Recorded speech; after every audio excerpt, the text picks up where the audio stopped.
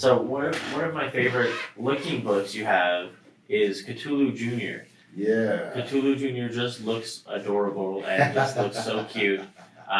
Tell me how you kind of came up with the adventures of Cthulhu Jr. and Dastardly Dirk. Yeah, like I said, I do a lot of shows a year, which is kind of a prevailing element, I think, in my career. And oftentimes families come up to my table, and little kids come up and like, "Oh, Nightmare World." I'm like, "You don't want to read that." Nightmare was like PG-13, but still, So I really wanted to have a book that younger people could read. But I also didn't want to go against brand, I mean, the glory of doing creator-owned comics and not having a boss where I have to go and crank out scripts every month is I can get to do what I want. And this book is illustrated by Scoot McMahon, who I'd known, again, stop me if you heard this one, from the convention circuit. And with some of my work, there's a certain amount of humor infused in all the darkness and things like that, but I thought it'd be fun just to do a book that's funny, but also a book that is an all ages book. A lot of people say children's books are all ages books.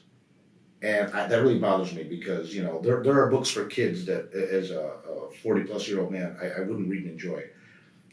I wanted to write a genuinely all ages book. And that's what The Adventures of Cthulhu Jr. and Dastardly Dirk is. And it's funny, even with Scoot drawing this, Scoot mainly draws kids' books. And he's like, "Yeah, this isn't quite really like just a kid's book." And I said, yeah, it's an all ages book.